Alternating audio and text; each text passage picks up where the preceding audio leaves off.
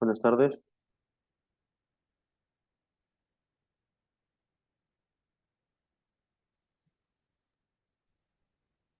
Buenas tardes.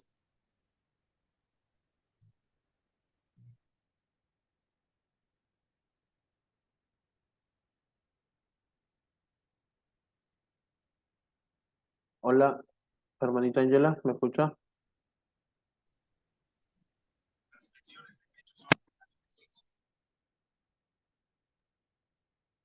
Hermanito Jonathan, buenas tardes. Buenas tardes. Vamos a iniciar entonces ahora con el capítulo 4 para poder, ya está grabándose y así poder subirlo. Y bueno, si alguien, bueno, si usted tiene alguna pregunta, vamos a continuar respondiendo y avanzando. ¿Ya? Vamos a iniciar con una oración. En nombre del Padre, del Hijo y del Espíritu Santo. Amén. Amén. Señora, en esta tarde queremos darte gracias por el don de la vida y por permitirnos conocer más de tu palabra, conocer porque tú a través de ella nos muestras ese gran amor que nos tienes a nosotros. Vamos a decir juntos, Padre nuestro que estás en el cielo, santificado sea tu nombre, venga a nosotros tu reino, hágase tu voluntad, así en la tierra como en el cielo. Danos hoy nuestro pan de cada día y perdona nuestras ofensas, como también nosotros perdonamos a los que nos ofenden. No nos dejes caer en tentación y líbranos del mal. Amén.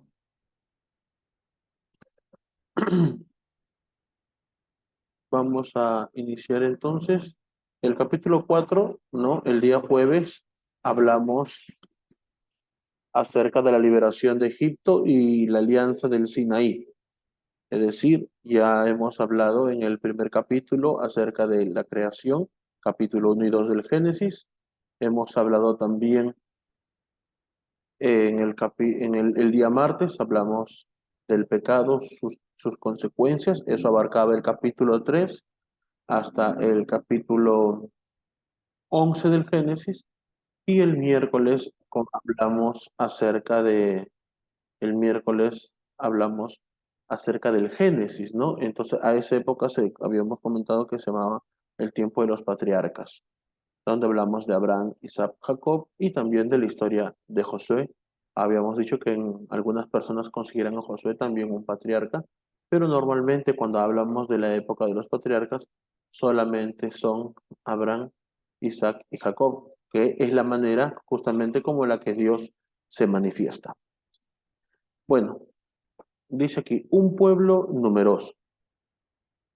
Porque a partir de ahora vamos a hablar básicamente del libro del Éxodo. Vamos a abarcar el libro del Éxodo, que es muy importante. Y en el capítulo 1 del Éxodo, ¿no? El título que el libro le pone es Un pueblo numeroso. Dice aquí, los egipcios se preocupan debido a que los israelitas se multiplican mucho. Y esto se da justamente, hermanos, porque el pueblo de Israel tiene una conciencia muy clara con respecto a su destino. Saben que son el pueblo elegido de Dios. Sabes, un pueblo que tiene que seguir creciendo. Y justamente ahí viene el tema de la multiplicación, que también era un mandamiento de Dios, ¿no? Multiplíquense. Dice aquí, el temor es que los hebreos, es decir, extranjeros, recordemos que la palabra hebreo significa extranjero, porque para los egipcios, los israelitas son extranjeros porque ellos vienen del otro lado del río Nilo. Por eso que a partir de este momento, el pueblo de Dios, que primeramente era llamado israelitas, ahora son llamados hebreos. Claro, si yo digo israelita, estoy hablando de los hebreos, si yo digo hebreos, estoy hablando de los israelitas. Es el mismo pueblo que por circunstancias su nombre ha ido variando. ¿Y cuál es el problema de los egipcios? Es que tenían este temor de que ellos se juntaran con los enemigos, ¿no? Con los pueblos enemigos debido, ¿no? A que el hecho de que los israelitas estén ya dentro de Egipto sería mucho más fácil atacarlos desde adentro y por fuera con el otro pueblo enemigo con el cual se hubiesen podido aliar, ¿no? Eso justamente es una teoría muy interesante, muy bonita, en el sentido de que podríamos justificar la actitud de los egipcios. Pero hay algo que no se tiene en cuenta, ¿no? El pueblo hebreo no es un pueblo guerrero, no es un pueblo que se organiza para la batalla, ¿no? Es un pueblo que básicamente se dedica a la agricultura y a la ganadería nada más. Y otro tema muy importante es hablar acerca de Púa y Cifra. ¿Por qué? Porque justamente debido a que el faraón tiene como objetivo reducir a la población hebrea, entonces manda, ¿no? Como hasta ahora se sigue haciendo, matar a los niños más pequeños, ¿no? Si es varón, que muera, si es niña, que viva, ¿no? Así está en el Éxodo. Pero, y justamente las parteras y Fray Púa, ellas no se dejan, pues, confundir, como dice aquí, ¿no? Por falsas ideologías.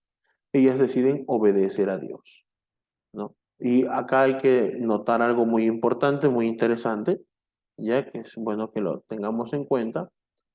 ¿Por qué? Porque la ley de Dios, ¿no? ¿Se acuerdan que el martes, perdón, lo vimos, ¿no? Con José, ¿no? José no quiso tener nada con la mujer de este hombre que lo había comprado, no quiso tener nada y porque cumplía la ley de Dios, no desearás a la mujer de tu prójimo. Y esto es muy importante rescatarlo, ya que la ley todavía no estaba escrita. Lo que nos explica, ¿no? También la postura que tiene muchas veces Pablo, ¿no? Pablo dice en su carta a los romanos, cuando los paganos que no tienen ley cumplen naturalmente la ley, ¿no? Nos habla de la ley del corazón, básicamente. Porque la ley de Dios está en el corazón del hombre, la ley de Dios justamente busca que el hombre sea plenamente feliz. Y eso está en el corazón del hombre. Por eso aquí, por ejemplo, vemos que si Fray Pua no cumplen la ley, porque la ley no existe, pero sí hacen la voluntad de Dios. Recordemos que la alianza también refleja la voluntad de Dios, ¿no? Justamente debido a que eso se da, de que empiezan a morir los pequeños, es que eso nos va a llevar a la historia del llamado Moisés. Acá dice, es la historia de los imperios que se sienten dueños de los demás por su poder económico, condicionándoles ayudas a cambio de imponer sus ideologías, ¿no? Como el control prenatal. Y eso lo vemos hasta hoy. O sea, nadie puede negar, rechazar de que hasta hoy vamos viendo, ¿no? Lo complicado que es para el pueblo de Israel, por ejemplo, perdón, para complicado que es para muchos pueblos pobres en vía de desarrollo, países tercermundistas como el nuestro, que muchas veces para poder pedir apoyo, ¿no? A alguna institución mucho más grande, estas les condicionan el apoyo, ¿no? Se las condicionan en la realidad, ¿no? A cambio de las políticas que estas personas manejan, nuestras ideologías, ¿no? Y unas muy populares, el control prenatal que se va dando hasta ahora. Ahora vamos a hablar del capítulo 2 del Éxodo en adelante, y aquí justamente nos encontramos con Moisés. Debido a lo que comentábamos, ¿no? De que la orden del faraón era matar a todos los niños menores de 2 años, en este caso, ¿no? Bueno, los niños recién nacidos en realidad. La madre de Moisés, o del llamado Moisés, yo digo el llamado Moisés, ¿por qué? Porque hasta este momento todavía Moisés no tiene nombre, ¿no? De repente la mamá de Moisés le había puesto otro nombre, porque Moisés es el nombre que le pone la hija del faraón. Dice aquí, la mujer egipcia, no, perdón, aquí es la mujer hebrea, la madre de Moisés desobedece la orden del faraón y salva a su hijo poniéndolo en una canasta y dejándolo en el río, ¿no? Dice aquí, la misma hija del faraón lo rescata y lo adopta como hijo suyo. Moisés, al hacerse mayor, conoce su origen hebreo y no se olvida de su pueblo. En una ocasión, mata a un egipcio al defender a un hebreo. En otra ocasión, trata de intervenir a un favor de otro hebreo que está siendo golpeado por uno de su misma raza. Este lo amenaza con denunciarlo con las autoridades egipcias. Moisés huye fuera de Egipto, donde no lo puede alcanzar la mano del faraón. Allí se casa y tiene una vida normal lejos de su raza y sus problemas. Es el desaliento que sigue siempre al fracaso de cualquier iniciativa por la indiferencia de los interesados. Esto es muy importante que lo debamos tener en cuenta. A ver, vamos a contar un poquito más detalle de esta historia de Moisés hasta aquí. A ver, recordemos. ¿Qué hace la mamá de Moisés? Agarra una canasta, la pone le llena de brea en la parte de abajo para que obviamente no se hunde en el río Nilo, porque el agua y la brea es aceitoso, ¿no? Materia orgánica muy pesada, entonces obviamente no se va a hundir en el agua, ¿no? El agua y el aceite no se unen, ya sabemos. Entonces, obviamente están yendo por el caudal del río. ¿Y qué sucede? La hermana de este niño llamado Moisés después, va persiguiendo el canasto para ver dónde da para. Y como da para a la princesa lo ve y dice, es un niño hebreo. La hermana se le acerca a la princesa, ¿no? Y estaba escondida, primero viendo todo, y cuando la princesa lo encuentra, va donde la princesa y le dice, mira, yo te puedo ayudar, te puedo conseguir una nodriza, le dice, sí, la que cuida a la niña. Y le dice, ok, está bien. Ahí también recordemos que le pone el nombre Moisés, porque Moisés significa sacado de las aguas o salvado de las aguas. Salvado de las aguas. Entonces, Moisés pues se va a vivir con su familia hebrea. Por eso, como dice aquí, ¿no? Moisés conoce su origen hebreo, sabe que es hebreo, conoce, vivió con su familia, con su hermano, con su mamá, con su papá, con todos ha vivido, ¿no? Pero obviamente una vez que ya creció, tenía que regresar a Egipto, ¿no? A palacio, para vivir como el príncipe que es debido, ¿no? A que fue adoptado por la hija del faraón. Justamente el hecho de que él conozca su origen hebreo es que defendía a los hebreos. Y ahí vemos justamente un caso que es recontra interesante, cuando eh, un soldado egipcio está maltratando a un hebreo y Moisés interviene. Y en esta intervención que tiene Moisés, ¿no? En este forcejeo, pues muere este soldado egipcio.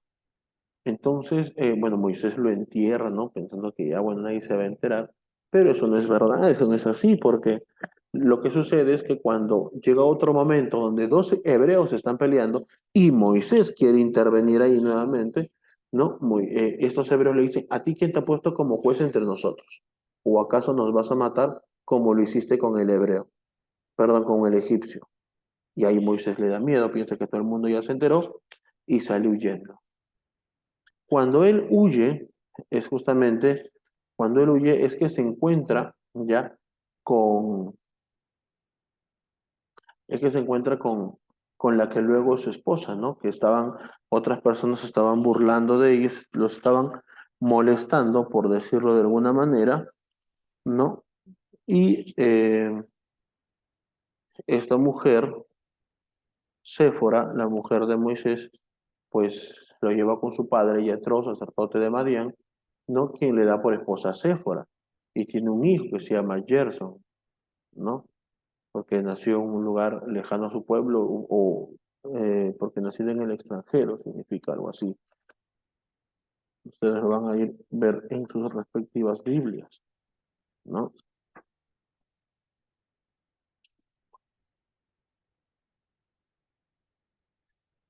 Ahora, dice acá, bueno, en este contexto Moisés empieza ya a tener una vida, digamos que normal, ¿no?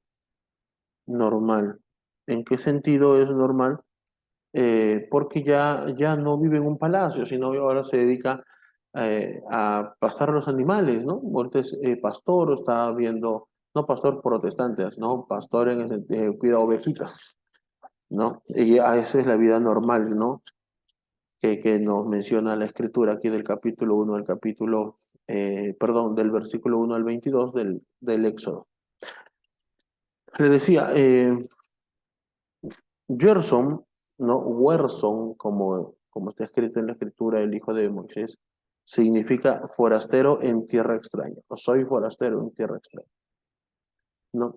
Acá dice, en el último párrafo de nuestra diapositiva, dice, es el desaliento que sigue siempre el fracaso de cualquier iniciativa, por la indiferencia de los interesados.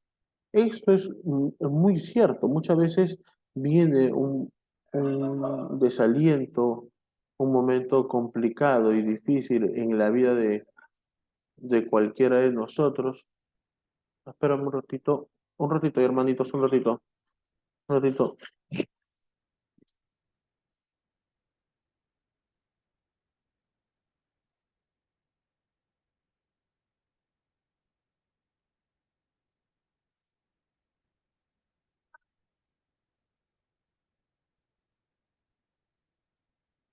Ya, no pensé que era para mí, perdón.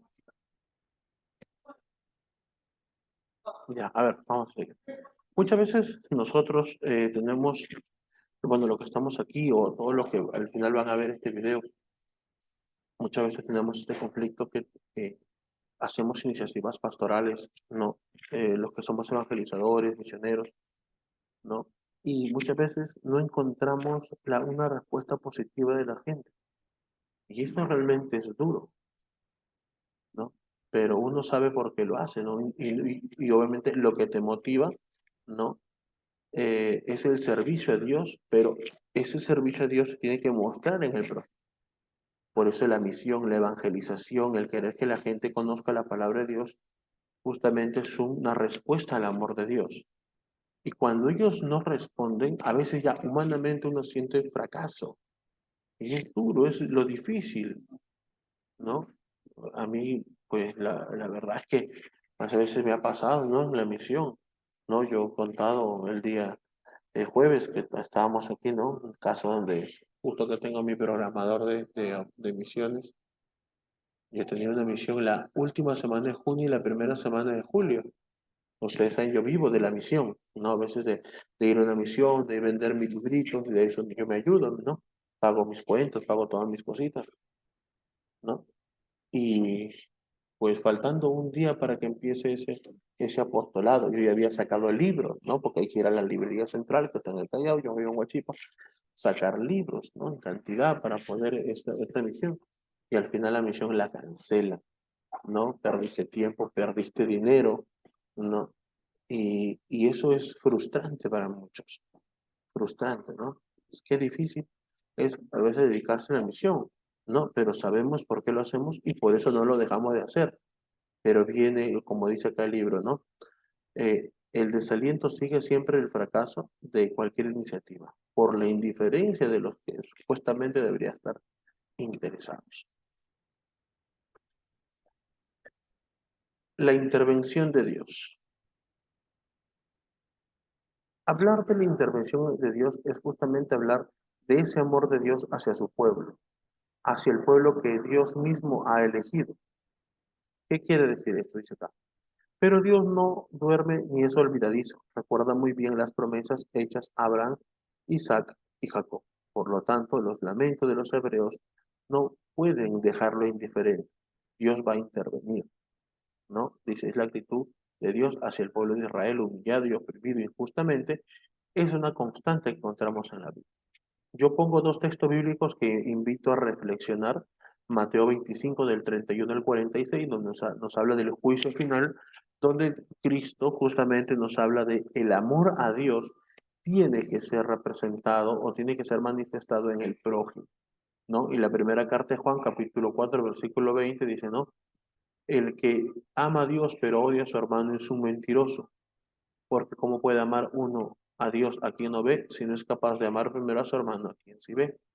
Entonces, eso es muy interesante.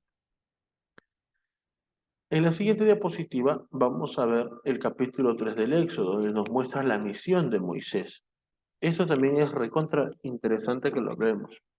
Vamos a hablar aquí de algunos textos bíblicos que nos va a ayudar. Dice, Dios se manifiesta a Moisés y le descubre su propósito. Dice, he visto la humillación de mi pueblo en Egipto y he escuchado sus gritos cuando lo maltratan, sus mayordomos. Yo conozco su sufrimiento. He bajado para librarlo del poder de los egipcios y para hacerlo subir de aquí a un país grande y fértil, a una tierra que emana leche y miel, al territorio de los cananeos, de los heteos, de los amorreos, de los fereceos, los jebeos, los jebuseos. El clamor de los hijos de Israel ha llegado hasta mí, y he visto cómo los egipcios los oprimen. Ve pues, yo te envío a Faraón para que saques de Egipto a mi pueblo, los hijos de Israel. Entonces, Dios ya se va a manifestar a Moisés. Recordemos cuando Dios se le presenta a Moisés en una zarza, ¿no? ¿Cómo es una zarza? No una zarcita de cebolla, no es un arbolito que en este caso se estaba quemando.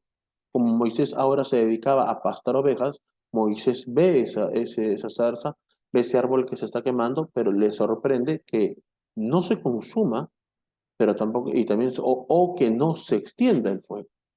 Entonces, que se mantenga así. Entonces, él le extrañaba mucho a Moisés. Entonces va a mirar, ¿no? O sea, a ver ese extraordinario suceso. Entonces va a checar y cuando llega justamente se encuentra con esto de que Dios le habla, ¿no? Sácate las sandalias porque la tierra que pisas es santa. Y se presenta, yo soy el Dios de tus padres y el Dios de tus padres, el Dios de Isaac, perdón, de Abraham, Isaac y Jacob. Entonces, ahí es lo que va teniendo Moisés, este encuentro con Dios. Dice acá, Moisés se siente incapaz frente a una misión tan grande, pero la respuesta de Dios es muy clara, yo estoy con.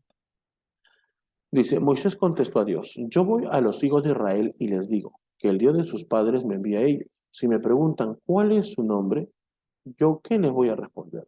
Dios le dijo a Moisés, yo soy el que soy. Así dirás al pueblo de Israel, yo soy, me he enviado a ustedes. Y también les dirás, Yahvé, el Dios de sus padres, el Dios de Abraham, el Dios de Isaac y el Dios de Jacob, me ha enviado. Este será mi nombre para siempre y con ese nombre me invocarán sus hijos y sus descendientes. Entonces Dios ha manifestado su nombre al pueblo de Israel. ¿Cuál es su nombre? Yo soy, ¿no? En español el nombre de Dios es yo soy. Dice, ¿qué quiere decir yo soy el que soy? Dice, mientras todos los seres dependen de otros, Dios no depende de nadie. Él es existencia misma. Existe Dios desde siempre y para siempre. Todo existe, todo lo que existe depende de él. Esto es muy interesante hablar, porque tenemos que tocar básicamente, ¿no?, del nombre de Dios primero, ¿no? Y aquí, por ejemplo, en la siguiente diapositiva, nos vamos a encontrar con esto. En el idioma hebreo, ¿no? El nombre de Dios se escribe así como está acá. Ahora, esto no tiene manera de poder leerse. Esto se traduce como YHWH. A esto le conocen como tetragramatón. El idioma hebreo, ¿no?, antiguamente no tenía vocales. Ahora tiene porque se le inventó un sistema de vocales que lo vamos a explicar a un momentito. Entonces, el idioma hebreo no tiene vocales en el principio, ¿no? Y esto, ¿no? Esto se traduce como YHWH. ¿Qué quiere decir YHWH? Esa es la traducción de yo soy, ¿no? Así el pueblo escribe el nombre de él. Pero el problema es esto, ¿cómo se lee? ¿Cómo se lee? Por ejemplo, y aquí viene el debate entre el nombre de Dios, si es Yahvé o es Jehová. Para nosotros los católicos, en un sentido académico, siempre vamos a decir que es Yahvé. Para el común de los protestantes, ¿no? Van a decir que es Jehová. Y ahora vamos a explicar el por qué. Recordemos, el nombre de Dios es alguna manifestación que tiene Moisés, una epifanía que tiene Moisés. A él Dios se le ha revelado directamente y le ha dicho su nombre, el que él comparte con el pueblo de Israel. El pueblo de Israel se siente muy especial, no solo por el hecho de que son el pueblo elegido de Dios, el único pueblo en el mundo, en la tierra, que Dios mismo le ha puesto nombre, ¿no? Israel. No, no solamente eso, sino es al cual Dios se le ha revelado su nombre. Y esto es para ellos importantísimo. Por eso es que llega un momento en la historia de la salvación, que creo que la vamos a ver el día de hoy o mañana, ¿no? Hoy lunes, ¿no? O mañana martes, vamos a hablar cuando el pueblo de Israel termina dividiéndose y uno va para, perdón, la región del sur con capital Jerusalén es desterrada a Babilonia. Como es desterrada en Babilonia, ellos tienen que ocultar el nombre de Dios. Y en ese contexto es que vamos a encontrar siempre que a Dios se le empieza a llamar ya por sus atributos. Adonai, Elohim, ¿no? Sabaoth, Shaddai, un montón de atributos, ¿no? Que hablan de la magnificencia de Dios, de su poder de Dios. Entonces, uno de los más comunes es Adonai, que significa el Señor. Entonces, en el año 1000, ¿no? Para que se tenga más o menos contexto, el año 1000, ¿sí? Hay un grupo de estudiosos, los masoretas, ellos al investigar la cultura hebrea, no, pues es imposible leerla debido a que no tienen vocales. Entonces ellos crean el sistema de vocales para que así pueda ser leído el nombre de Dios. Entonces, ¿qué vocales? Porque hay que ponerle vocales a la YHWH. ¿Qué vocales van a poner? Le van a poner las vocales de Adonai, es decir, A, O, A. Y agregan aquí una A, una O y una A. Cambian la A por una E por un tema fonético y ahí se crea la palabra Jehová. Ahí nace, ahí empieza a existir, año 1000 más o menos aproximadamente. Pero esto hay que también ser conscientes, nosotros mismos, ¿no? Por un tema de lógica simple. Si es una palabra, un término que recién se empezó a utilizar en el año 1000, por obvias razones, ¿no? Por obvias razones, no es una palabra que jamás han utilizado los patriarcas, jamás han utilizado Jesús ni los apóstoles, ¿no? Antes del año 1000, ningún cristiano ha utilizado la palabra Jehová porque no existía, ¿no? Entonces, ¿cómo llamaban a Dios? Acá viene lo que la Iglesia Católica descubre. Obviamente que sigue investigando y se resulta que el pueblo del norte, la capital Samaria, ¿no? Donde viven los samaritanos, pues ellos como nunca fueron desterrados a Babilonia, ellos nunca tuvieron que esconder el nombre de Dios, ¿no? Nunca tuvieron que esconder el nombre de Dios. Entonces ellos abiertamente siempre llamaban a Dios con el término Yahvé, Yahvé. Entonces, en un sentido académico, ¿cuál es el nombre de Dios? Es Yo soy. En hebreo se escribe YHWH, pero se lee Yahvé. Jehová es una palabra que se utilizó a partir del año 1000. ¿Ya? Ahora hay que también comprender que como eh, los masoretas, ¿no? Hicieron este sistema de vocalización que fue aceptado por todos, ¿no? En un principio, justamente la palabra Jehová se hizo muy popular para poder designar el nombre de Dios. Por eso que hasta en unas Biblias católicas vas a encontrar la palabra Jehová, ¿no? Pero la iglesia que sigue investigando, pues se da con la sorpresa de que es Yahvé. Por eso es que las Biblias católicas hoy ya utilizan el término Yahvé, ¿no? Por ejemplo, cuando nosotros hablamos de aleluya, ¿no? Aleluya es alabado sea Yahvé, ¿no? Ahí viene el ya, ¿no? Porque alelú significa alabado seas, y ya viene de Yahvé. Entonces, alabado sea Yahvé, cuando decimos aleluya, lo que estamos diciendo es alabado sea Yahvé. Y en la ira tú encuentras aleluya, nunca vas a encontrar aleluje de Jehová, ¿no? Nunca vas a encontrar eso. Pero nosotros, ¿no? Como cristianos, pues hacemos caso a Cristo y Cristo nos enseñó a llamarlo a Dios con el título de Padre, ¿no? Porque Jesús siempre se dirigía a él así, ¿no? Padre, que pase de mí este cáliz, ¿no? Eh, Padre, tu mano se comiendo mi espíritu. Y también nos enseña a amarlo así, ¿no? Nos enseña a decir, Padre nuestro que estás en los cielos. Entonces, para conocer un poquito más acerca del nombre de Dios y la palabra Yahvé o Jehová. Otro tema que yo estuve conversando con ustedes el día miércoles, no, jueves, perdón, cuando hablábamos de este tema, yo hablaba de que Dios no existe, ¿no? Y ahí empezó el problema, ¿no? Voy a volverlo a tocar de manera muy breve. A ver, no es correcto decir que Dios existe. ¿A qué me refiero? En el sentido etimológico de la palabra. ¿Por qué? Porque la palabra existir significa aparecer. Es decir, cuando yo digo que algo existe, estoy diciendo que algo apareció. Todo lo que vemos existe, porque apareció en algún momento, no estuvo, y luego estuvo, ¿no? Yo hace 40 años no estaba, y luego aparecí. Más cuando empecé a existir, yo existí. Entonces, eso es lo que debemos tener en cuenta. Entonces, la palabra existir justamente no va de acuerdo a la realidad de Dios, porque si yo digo que Dios existe, estoy diciendo que Dios apareció, que no había Dios y que en un momento empezó a haber. Y eso no es compatible con la realidad de Dios, porque Dios es eterno. Es decir, Él no tiene principio y no tiene fin, como justamente lo explica el libro del Apocalipsis. No tiene principio y no tiene fin. En ese contexto es que lo más correcto no es decir eh, Dios existe, sino Dios es. Por eso es que cuando el mismo Dios se presenta, Él dice, ¿no? Yo soy. Él no dice yo existo. Él dice yo soy. Es decir, Él es. ¿Me van a entender? Entonces, eso es muy bonito también comprenderlo. Yo siempre trato de usar la palabra, ¿no? Hay un Dios, ¿no? Hay un Dios. No digo Dios existe, digo, ¿no? Hay un Dios, creemos en un Dios. Siempre trato de utilizar esos términos, pero por temas pedagógicos, ¿no?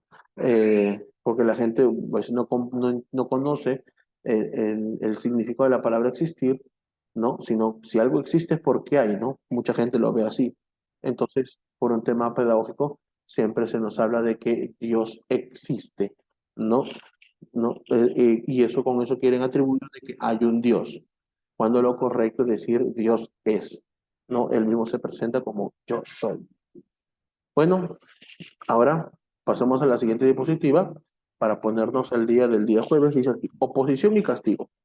¿Qué vamos a encontrar ahí? Desde el capítulo 4, versículo 1, al capítulo 6, versículo 1, que nos dice, no obstante el poder que recibe de hacer milagros, Moisés se resiste a cumplir la misión. El pretexto no tiene facilidad de palabra.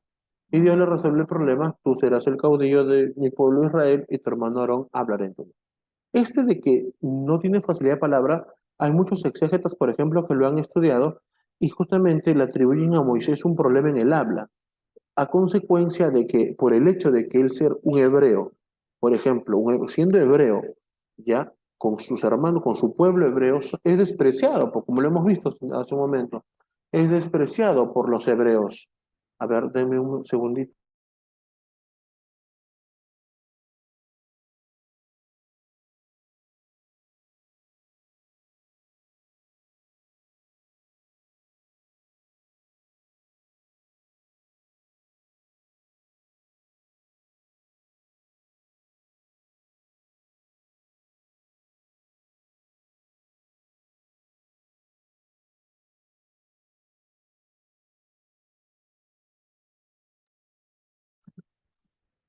Ya. Allá. El problema de Moisés es que siendo hebreo, muchas veces era despreciado por su pueblo hebreo, ¿no?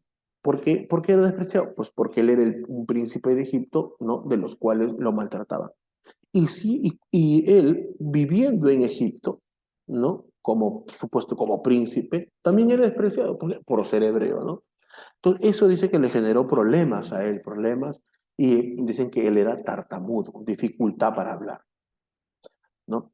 Y obviamente Dios resuelve todos los problemas, ¿no? ¿Cómo se lo resuelve? Pues diciéndole que el que va a hablar va a ser su hermano Aarón.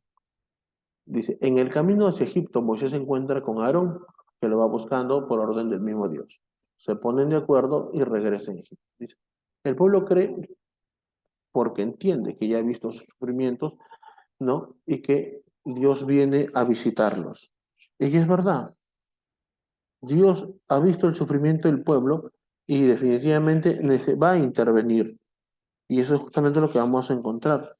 Dios interviene en ayuda de su pueblo.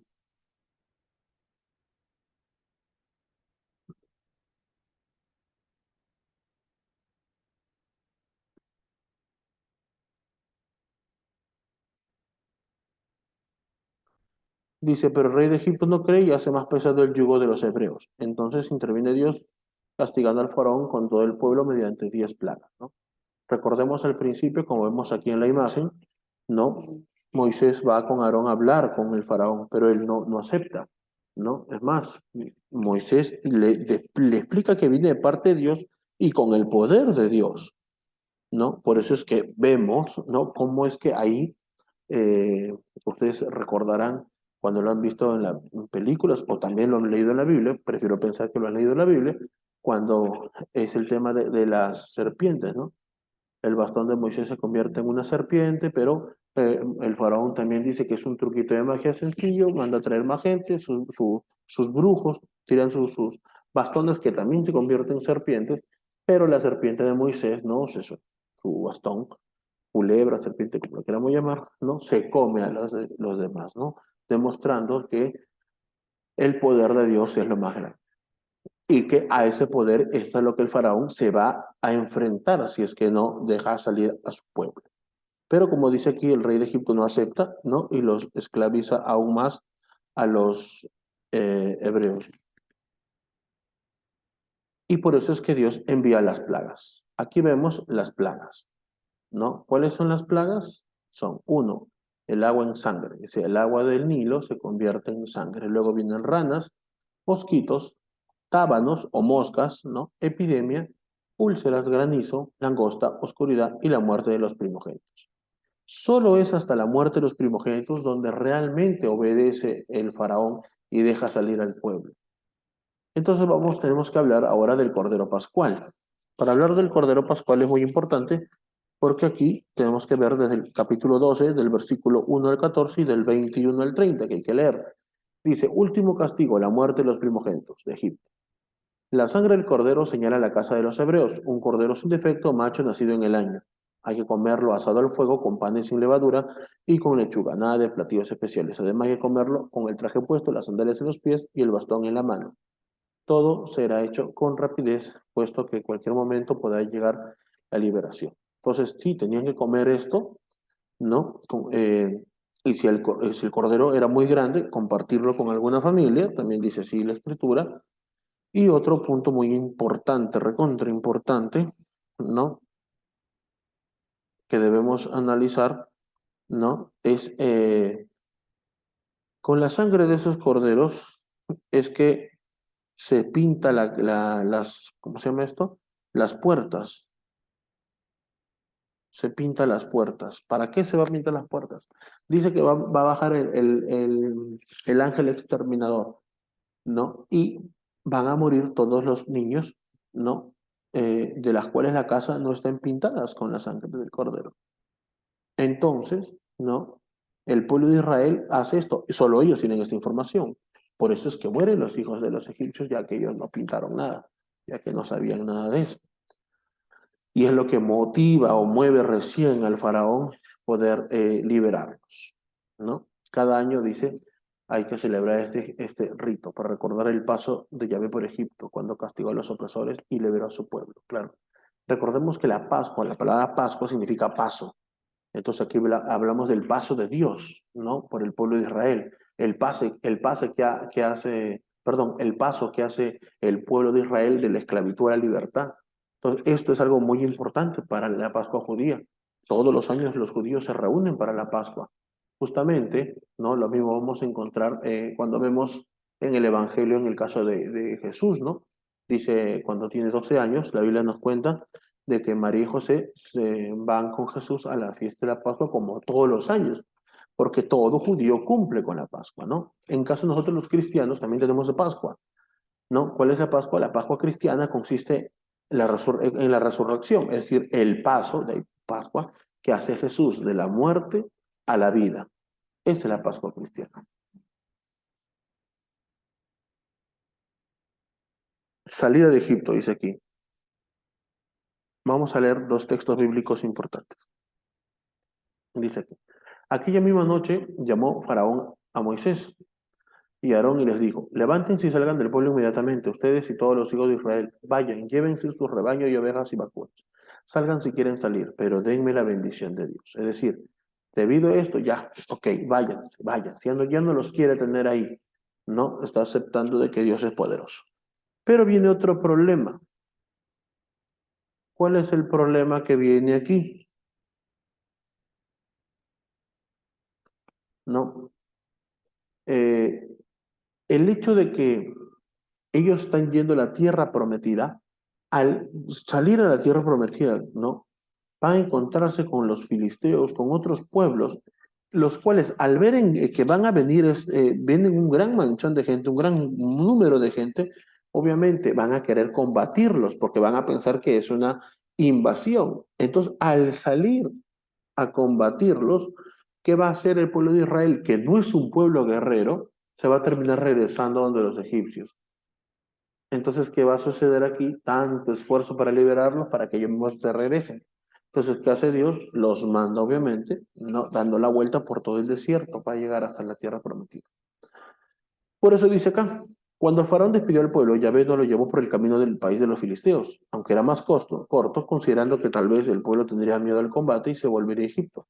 Los llevó rodeando por el camino del desierto hacia el Mar Rojo, y todo el pueblo armado salió de Egipto. Moisés llevó consigo también los huesos de José, conforme este había hecho prometer con juramento a los hijos de Israel. Pues les dijo, Dios lo visitará, llévense con ustedes mis huesos. Partieron a Secut y acamparon en Etam, que está en la proximidad del desierto. Yahvé iba delante de ellos, señalándolos el camino. El día iba con una columna de nube, como vemos en la foto, y de noche en una columna de fuego, iluminándonos para que anduviera de noche como de día. Nunca se apartó de ellos esta columna, ni de día ni de noche. Entonces, ¿qué quiere decir? Dios siempre estuvo con su pueblo. Nunca los abandonó, Es Dios quien los ayudó a salir y nunca los abandonó hasta llegar a la tierra prometida. El paso del Mar Rojo. Los egipcios, al verse privados de la ayuda tan preciosa de los hebreos, ellos deciden cambiar de parecer y quieren que los hebreos regresen. Y los van a perseguir para hacerlos volver. Dice aquí, el ángel de Dios que iba delante de los israelitas pasó detrás de ellos. La nube en forma de columna vino a colocarse detrás, poniéndose entre los campos de los israelitas y el de los egipcios. La nube era para unos tinieblas y para otros iluminaba la noche. Ella impidió que los ejércitos tuvieran contacto. Moisés extendió su mano sobre el mar y Yahvé hizo soplar durante toda la noche un fuerte viento del oriente, que secó el mar. Se dividieron las aguas. Los israelitas pasaron en seco por medio del mar. Las aguas les hacían de muralla a la izquierda y a la derecha.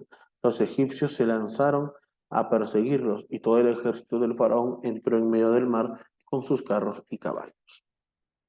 Las aguas al volver cubrieron los carros, los caballos y su gente, o sea, todo el ejército del faraón que había entrado en el mar persiguiendo. Entonces ahí vemos, por ejemplo, algunas imágenes que nos van a hacer referencia a esto, ¿no? La primera imagen, pueblo de Israel, ¿no? Saliendo a buscar a los hebreos, ¿no? Y aquí vemos cuando Moisés abre el mar para que el pueblo pase, y en la última imagen veo como el mar se cierra, y es así como nuevamente Dios interviene cuidando a su pueblo, evitando que los egipcios lo atrapen. Y ahí se refleja en esta historia. Dice. Una vez libres, Moisés con todo el pueblo canta, dice, una vez libres, Moisés con todo el pueblo, uy, perdón,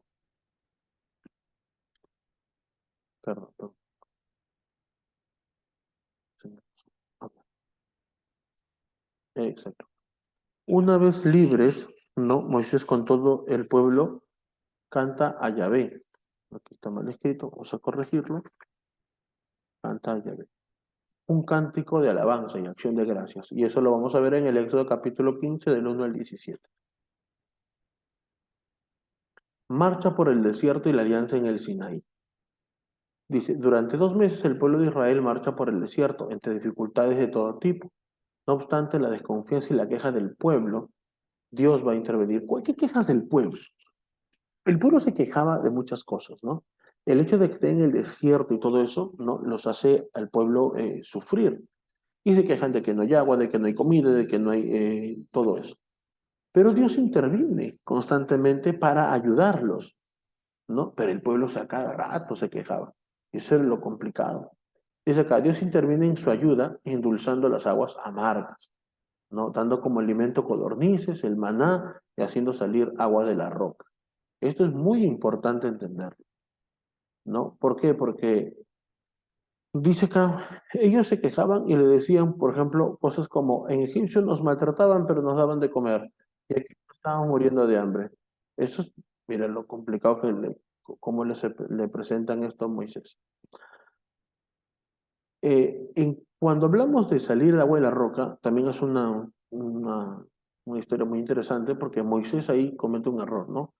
¿Cuál es el error de Moisés? Que Dios le dice que golpee una vez la roca para que salga agua. Moisés golpea y el agua tarda en salir. ¿Y qué hace Moisés? Vuelve a golpear, ¿no? Dando a entender, ¿no? Perdón, o como señal de que ha dudado del poder de Dios. Y eso genera de que Moisés pues no llegara a entrar a la tierra prometida. Dice aquí, frente a la imposibilidad de resolver personalmente todos los problemas del pueblo, Moisés escoge colaboradores de jefes de a 1000, de a 100, de a 50 y 10. ¿Qué quiere decir esto?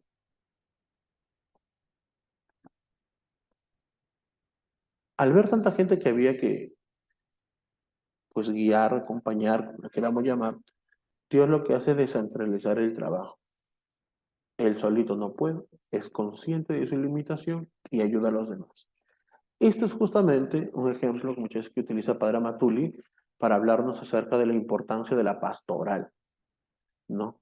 Dice muchas veces hay sacerdotes que lo quieren hacer todo y todo no pueden. Y justamente para eso está el laico. El laico va a ayudar a que eso suceda. Justamente una de las iniciativas del Padre Matuli es la formación de los misioneros apóstoles de la palabra. ¿Por qué? Porque mediante la formación de los apóstoles de la palabra o con los apóstoles de la palabra, el laico va a estar preparado para ofrecer una mejor ayuda en todo aspecto al sacerdote, ¿Me dejo entender? Porque él no lo va a poder hacer todo. Pero si un sacerdote, por ejemplo, se ayudara por ejemplo, llamar a 10 personas, esas 10 personas se encargarían, y el sacerdote se encargaría de formarlos solamente a ellos nada más. A ellos les daría las charlas, a ellos les daría la formación, todo, todo, todo, todo. Y ellos 10 a otros 10, y esos 10 a otros 10, ¿no? Y así haría un efecto multiplicador, confiando en la formación que él va a dar a otras personas.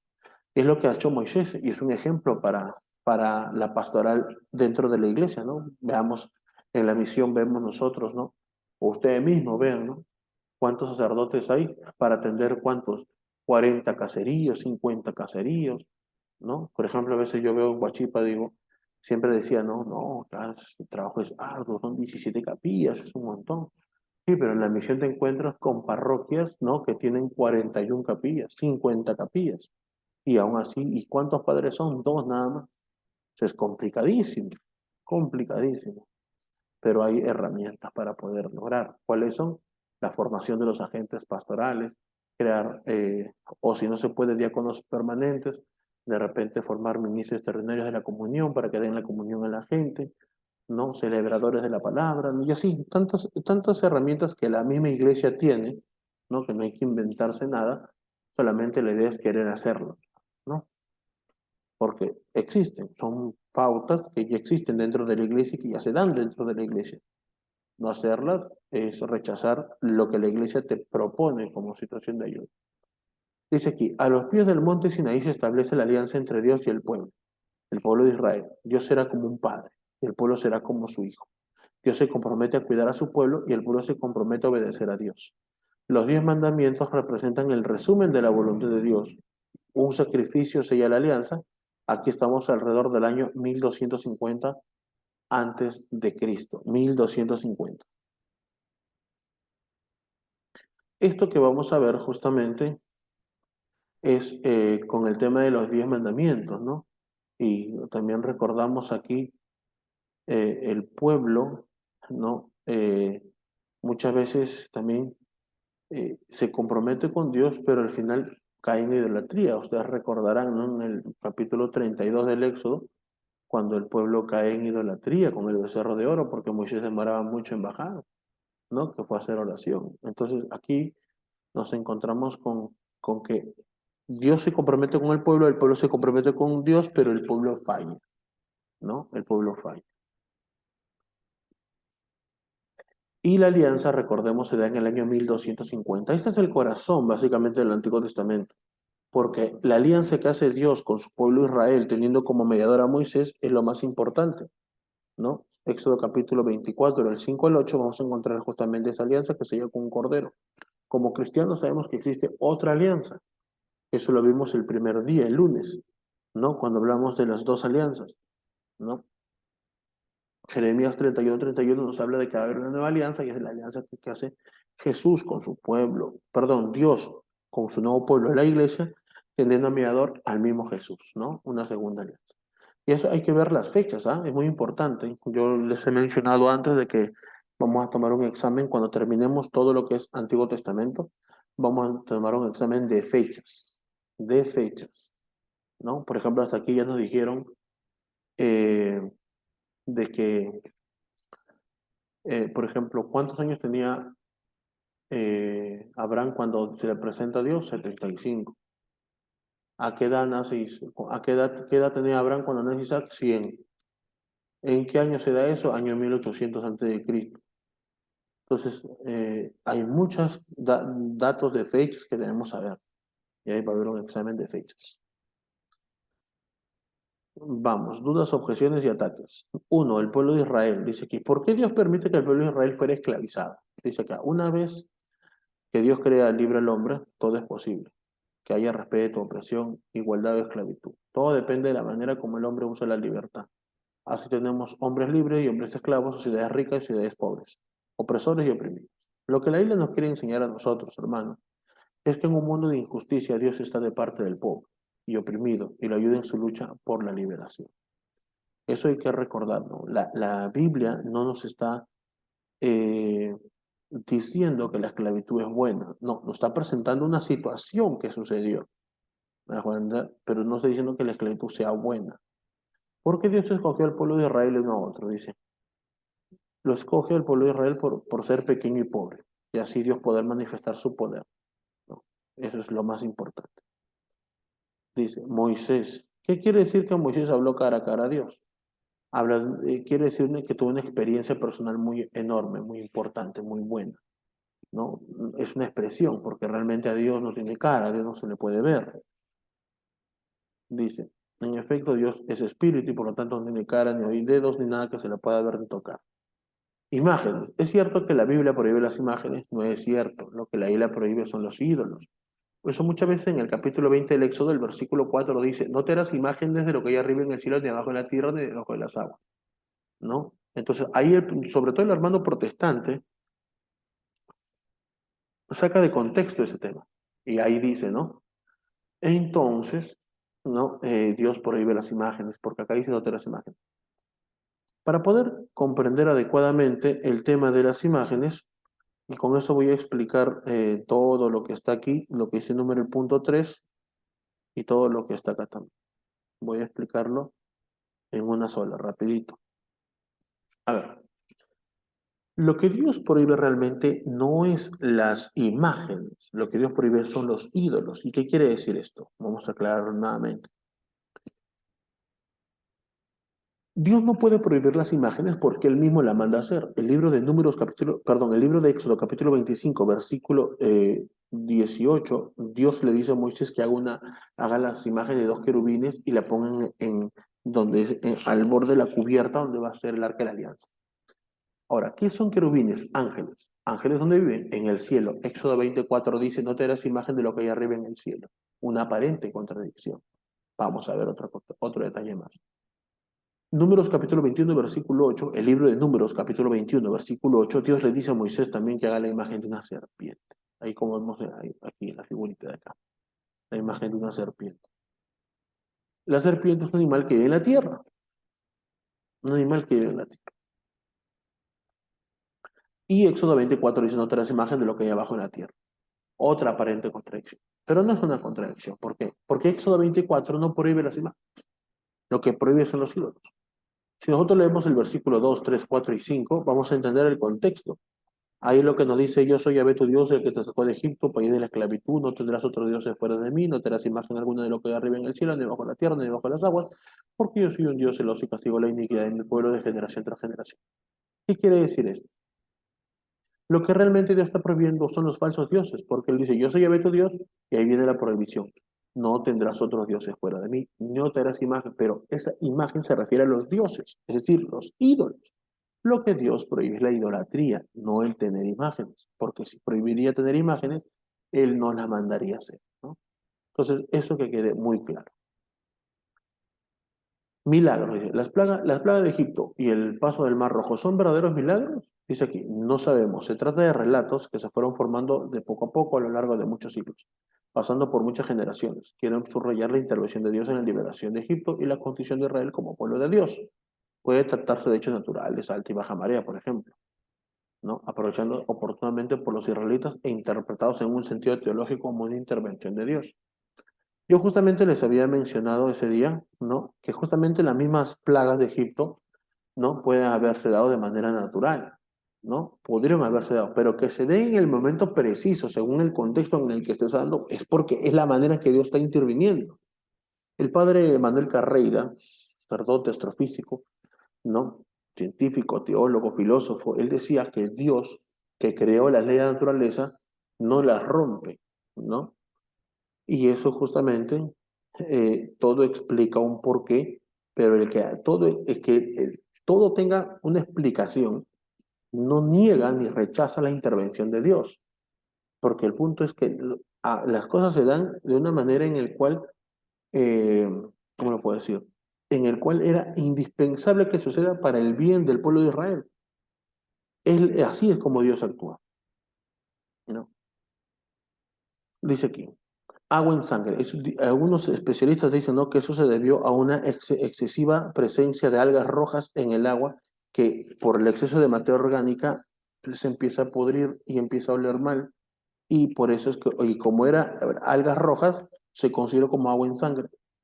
Pero al ver bastante materia orgánica que genera, hay mucho alimento. ¿Para qué animalitos? Sobre todo las ranas. Por eso hubo exceso de ranas, ¿no? Una epidemia. Como el agua se empieza a podrir, ¿qué encuentras? Mosquitos.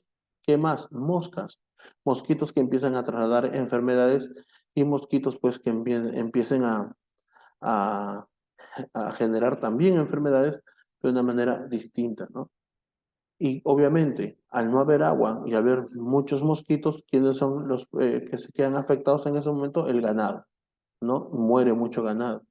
Los mosquitos generan heridas, generan enfermedades, vienen las enfermedades a la piel, como las úlceras. Viene el granizo, ¿no? El granizo, ¿no?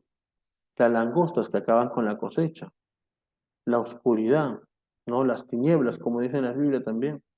Y todo esto que va generándose, ¿no? La falta de agua, la muerte de las enfermedades en la piel, la muerte del ganado, que ya no hay comida, no hay... ¿Quiénes son los primeros afectados? Los niños, y los niños son, pues, los que primero mueren, ¿no? Entonces ahí justamente vamos viendo la muerte de los primogénitos. ¿No? Entonces puede tener una explicación, pero eso no quita que esa es la manera en la que Dios haya intervenido. Dice acá, fiestas. Aparte de la fiesta de Pascua, ¿cuáles eran las otras fiestas que celebraba el pueblo de Israel? Dice. Para el pueblo de Israel, las principales fiestas eran las siguientes. Fiestas de Pascua, para recordar la liberación de Egipto. Fiestas de Pentecostés, para recordar la alianza del Sinaí. La fiesta de los tabernáculos, para recordar los 40 años que pasan en el desierto. Durante una semana, los israelitas vivían en carpas o tiendas pequeñas. Bueno, ¿alguna pregunta, hermano Humberto?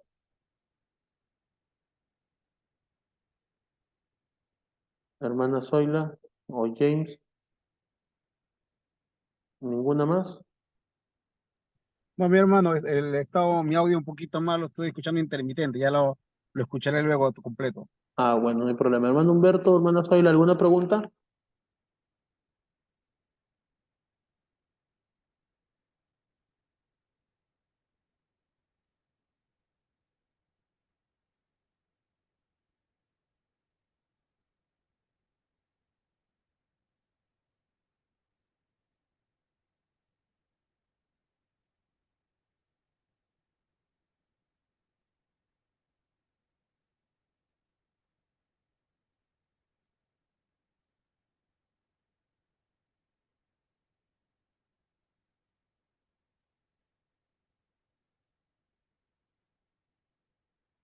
Ninguna pregunta, ¿verdad?